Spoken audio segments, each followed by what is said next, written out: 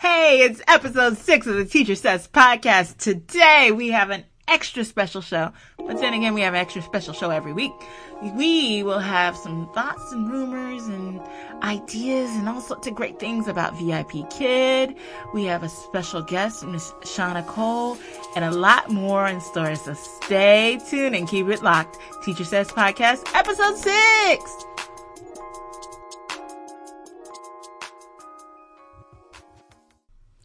Hey, we're back. It's episode 6 of the Teacher Says podcast. I'm Cess. If you have not hit the subscribe button, do so now. Make sure you rate and review the show. I'm getting a lot of feedback about the show, and I'm excited and rejuvenated and ready to roll. We're about to go on vacation up in this household, and I'm so excited about that. I have not... You know, you always meet people, this year we went blah, blah, blah, and last year we went. Man, I am keeping it 100 with y'all. We go on vacation maybe once every 2-3 years. So this is that year. I am so excited. The only thing I'm not excited about is dealing with the airport and the planes and my children's and all that other stuff. But it is what it is, and I cannot wait until we get back and I'm down here in Basement Studios giving you the rundown of how everything went. I have a extra, I can't speak. I had 2 Mexican Cokes, guys. Like, when I say Mexican Coke, I mean Coca-Cola from Mexico. Hecho de Mexico? Like, for real? Like, yeah, that's my thing. I hate telling people that, like, I have Mexican Coke, because they're like, what the hell are you talking about? But anyway, no. Hecho de Mexico, Coca-Cola. At any rate, so I'm going to have a big bonanza show when we get back and settled in about where I went and what happened, etc., etc. Hopefully everything's great and I have all positive things to share, because I don't like being rude, negative, whatever. And that's that. But let's get on with the show. Okay, we're back again, and once again we are digging, going deep into the world of online teaching. There is a lot of talk in VIPKID world about teachers leaving and not enough bookings, and rumor has it students are leaving all the way out in China, which again is always rumors via Facebook, what we hear, because everything has to be translated into English from Mandarin, Canton, aka Chinese. I know myself before, I just totally closed up shop. I was getting pretty low in my bookings. I have like 1 loyal, faithful student, and then the rest are just like random kids. And I was like, this is not really worth my time. I hate saying that because it sounds so flippant. Like, it's not worth my time. I'm above that. But honestly, if it's 1 student and you're waking up early on Saturday, early on Sunday when you could be sleeping, especially when you have mainly other things going on. In my case, I was working during the summer. I work at summer school. I am a brick and mortar teacher. I have my baby right here, the podcast, and my real live babies, my kids. It's not really worth getting up early for 1 kid who may or my faithful always showed up, but then if it was someone random, may or may not show up when I could be in bed for, regards to the pay with VIPKID, it's all, how you feel, your perspective. My perspective is this: I live in a not so cheap city, so the VIPKID money is okay. It's cute. Meaning, I hate saying it like that because, once again, it sounds flippant, but it's true. It's, for me, not a lot of money. I live in an expensive city. Just the cost of living here is a lot. The one saving grace, and I've probably mentioned it time and time again, why I do it is because it's so simple. I roll out of bed, put on a shirt, and I can teach out of my basement studios. For me, that's worth it versus getting a lot more pay. Like the year I was pregnant and the year after I gave birth, I was making a decent amount of money teaching at a Saturday school. But for me, the problem with that was I had to get up early every Saturday, drag my kids out of bed, get them to, you know, a babysitter, my mother, wherever, and work Saturdays, which honestly wasn't too difficult. The program was pretty easy. I believe it was like something like 8 to 1, maybe 8 to noon, something like that. The pay was more or less worth it as far as getting out of bed is concerned. And it was nice to have a little extra income, but the inconvenience of having to roll out of bed, get my kids together, get myself together. Of course, the year I was pregnant wasn't that bad because it was just me. But afterwards, it was not worth, well, it sort of was worth the headache. The financial aspect, yes. The getting the kids up and ready, not so sure about it. And then, of course, it shortened my weekend to basically Sunday being the only truly day I had off. You know, now that my children are older, working Saturday school is virtually impossible because they're in activities. And my preference is to have them activities on Saturdays because I'd rather give up a weekend than do something extra after work. So I have to get one to dance class, the other one to swim class. Is swim class or swimming? Yeah, I guess swimming lessons. I'm thinking synchronized swimming. No, swimming lessons. So, like I was saying, it depends on your perspective. And for me, making what VIPKID was paying for just one student wasn't worth getting out of bed. That reminds me of the Naomi Campbell quote from the 80s where she said something to the effect of, she doesn't get out of bed for less than $10,000 or something. Okay, it's not that kind of party, but you get my drift. So, moving forward, you know, all these rumors in VIPKID land about what's going on, and I know Cindy, sorry, Cindy, I can't remember your last name after 2 Mexican Cokes. Anyway, you know, she had a press conference or whatever you want to call it, and they were introducing VIPKID into 100 more countries or 50. I can't remember the exact number. I'm honestly not too impressed because I've heard this before, and I've even seen on Facebook groups teachers saying that they've had students who are not based in China, et cetera, et cetera. Like I know one woman was saying she had a Chinese student who lived in Paris or France and something to that effect. So once it really gets rolling, perhaps there'll be some excitement on my end. Until then, not really. But I am extremely curious about iTutor Group and Landy. In an upcoming episode, we are going to have a special return guest, hopefully, come and introduce iTutor Group to you guys. Hearing a lot of positive components of it. If I were to get back into the realm of ESL teaching online, I would very seriously consider iTutor Group from one aspect that I'm hearing. You know, of course, when we have our guest, she can confirm it, but I'm hearing rumors that you can work anytime, or their hours are broad and they have adult students, that's fine with me, etc. You know, my aim, of course, is not to go back to online ESL teaching, just stick with the brick and mortar classroom that I so enjoy. But, you know, I love informing you guys about what's out there, and you guys can gain some familiarity with it and roll with it if you want to. Moving forward, we're going to have a special guest, Miss Shauna Cole. She is going to give us information about something you may or may not have thought about, which is maternity leave. Most working women have gone through maternity leave, myself included. In our interview, I'll give you a little information about my experience with maternity leave. I had a relatively, in my opinion, short maternity leave considering I gave birth to twins. Luckily, they were born in June, so I didn't have to use the bulk of my maternity leave because summer, of course, teachers don't work during the summer. And I ended up leaving early. I left at the end of May. I made it to 8 months. You'll hear more of the story in the interview. So you definitely need to keep it locked and stick around. Teacher Says Podcast. Hello. Hello. How are you? I am doing well. Shauna, how are you doing? Good, thanks. That is great. I'm so glad to be talking to you this morning. Let me ask you, where are you right now? Where are you calling in from? I am in St. John, New Brunswick on the east coast of Canada. Where are you? I am in Laurel, Maryland, which is right outside of the nation's capital of the United States, Washington, D.C.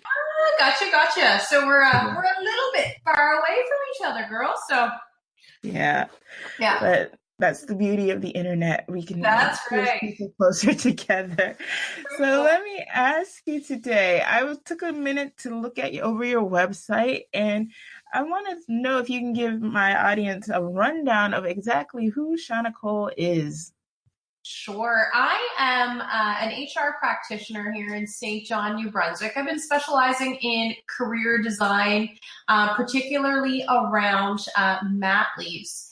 And what led me to this place was really my own experience with my maternity leave.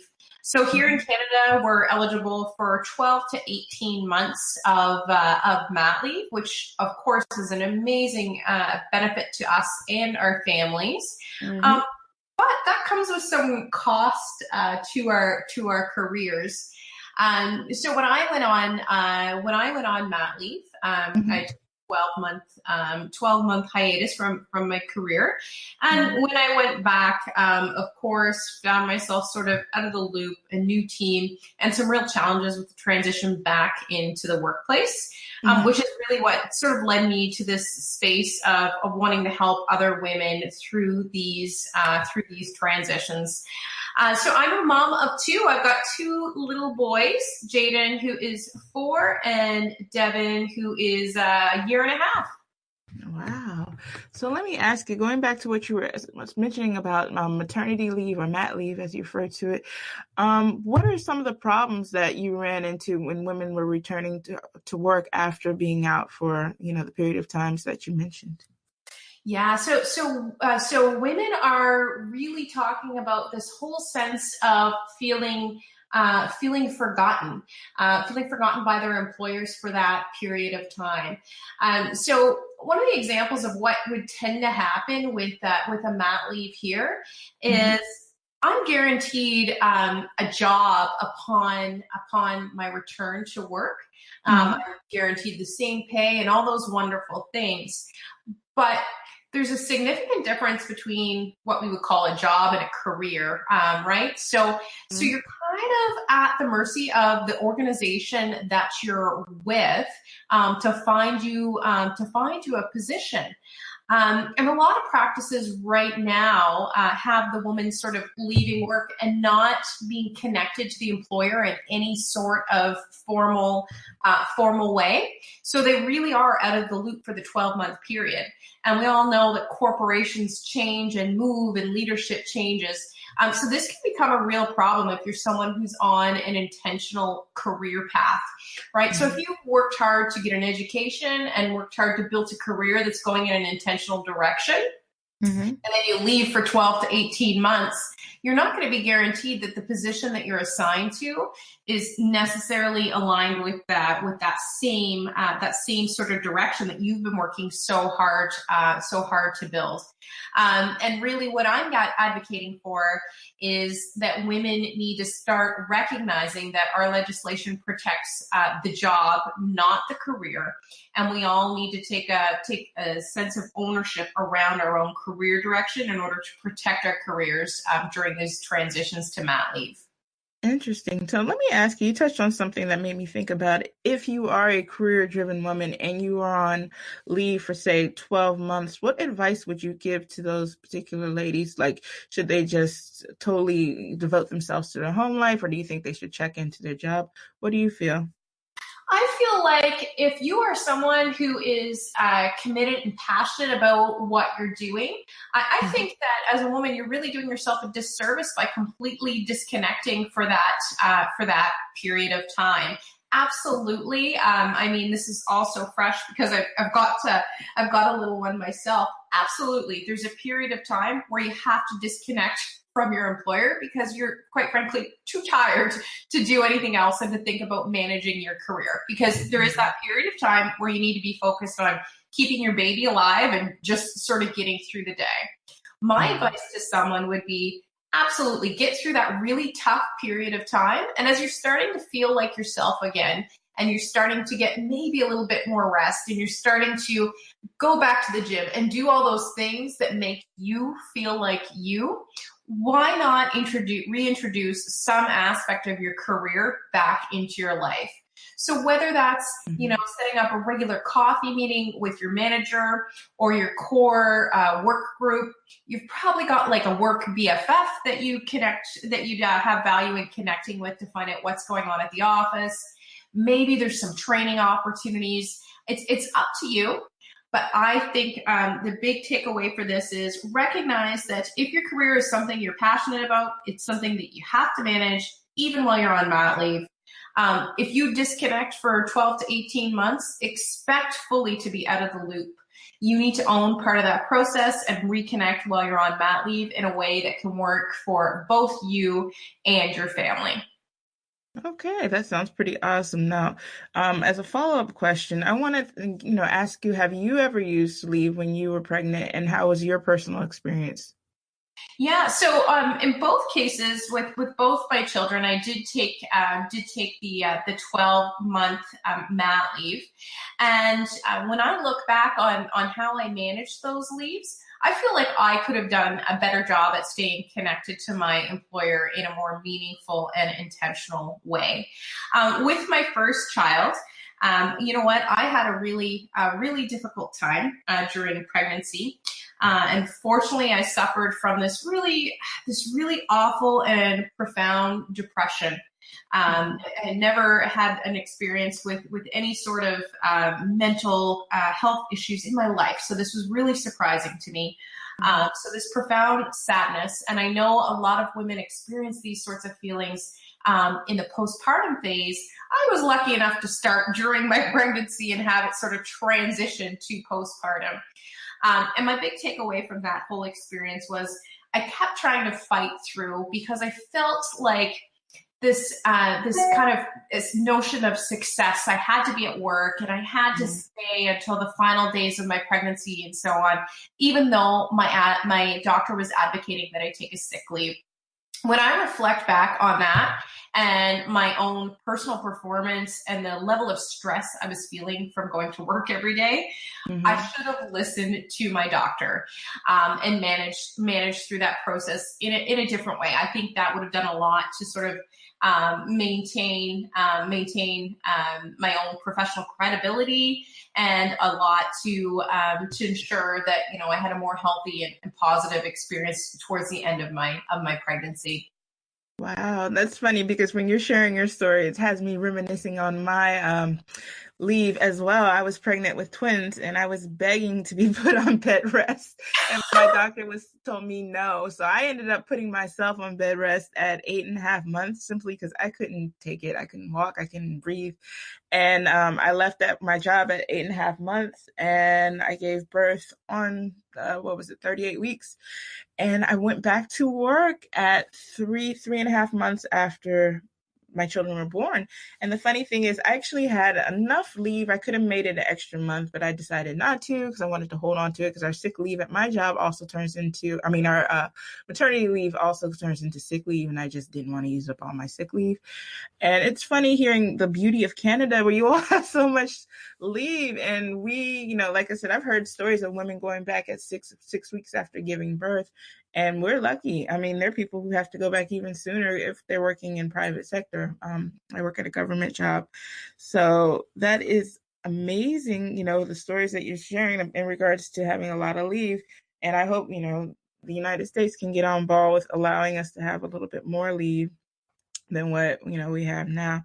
But, when you were sharing your story, I'm kind of backtracking a little bit. When you were telling me you were a human resource specialist, can you tell me some of the tasks that a human resource specialist has? I know some of us have an idea, but just the full scope of what goes on in human resources.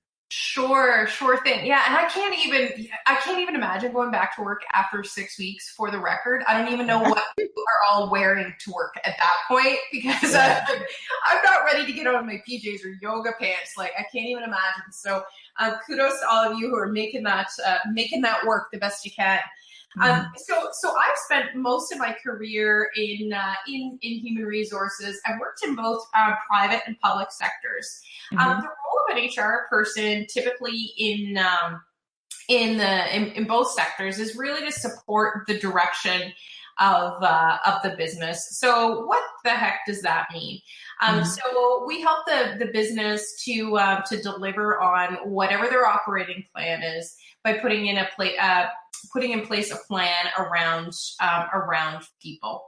So what that sort of looks like in the day-to-day in the private sector, you can expect to see human resources generalists throughout the business.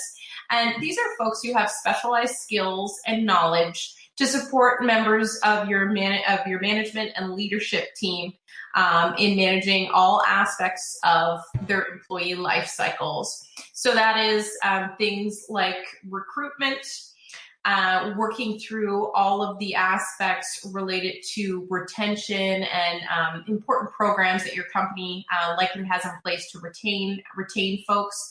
And then the later days of the employee life cycle, we would certainly support things like exits from the company, voluntary and not, as well as retirements and so on. Interesting.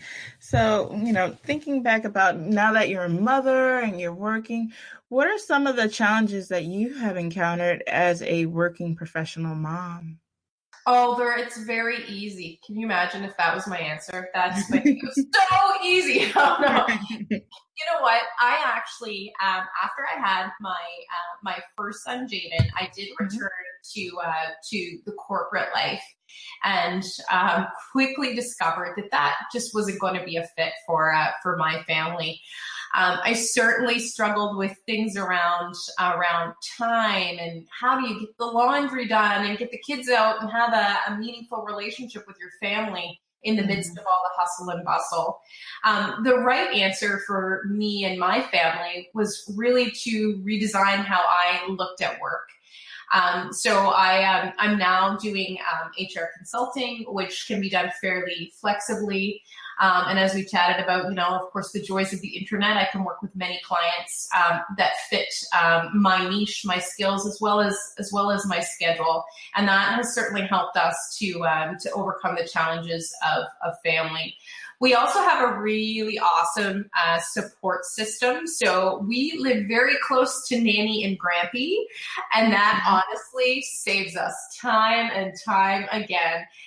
So when things get really tough, we call in reinforcements. Yes, that is great. And it is wonderful to have family nearby. I'm in the same position, and there are times where I'm like, can you, especially my daughter, she loves to go over to her grandma's house anyway. So it works out in, our favor. She's like, I haven't seen grandma in a while. I'm like, okay, give her a call, see if she wants you to hang out. So anyway, I definitely understand that. And it's funny when you've touched on the laundry component, because I am on vacation this week and I have been looking at the same basket of laundry that's clean but not folded for the past 2 days. So let me ask you, just winding down, where can the people in my audience find you if they want to find out more information about you and what's going on or consult with you?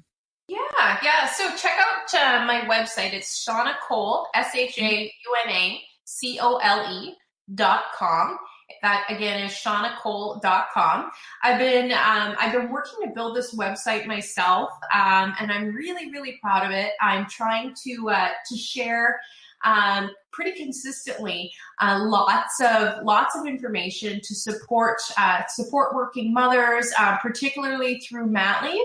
But I've also got some awesome resources on there for anyone who's feeling like they're in a bit of a career rut or looking to transition or redesign their career. So with all this, I've been, as we talked about, sort of on both sides of the table, working with managers as well as working on the other side with my private clients. So leveraging all that experience, a master's degree, a chartered professional in HR, blah, blah, blah. But most importantly, I'm a mom and I care about your career happiness. So check out all my details online, and there's social links on there as well. Thank you so much for joining me today, Shauna. It's been an awesome and a very informative experience. So we'll definitely leave your information in the show notes for anyone who wants to get in contact with you, okay? Great. Thank you so much. It's really nice to meet you. Okay, great. Thank you. Bye-bye.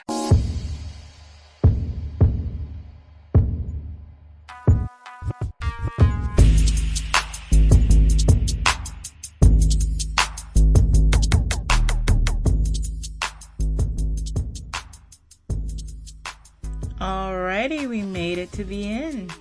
I am so glad we were able to congregate and spend another week together. It was awesome, and I hope you enjoyed it as much as I did. That sounds so goofy. Ugh. Anyway, thank you, Shauna, for joining me on the show today. And if you have anything else you would like to contribute, you know where you can hit me up via my social media. cesstheteacher@gmail.com. Teacher Cess, pretty much on every platform: Facebook, Instagram, Twitter, Pinterest, except if you join me on Pinterest, it's teacher_Cess. And that's pretty much all the places you can find me. So I cannot wait for us to be together. I hope that we can be together soon. I can't sing, but that was fun. So hopefully I'll see you again next week. Enjoy your week. Do something productive, and bye-bye.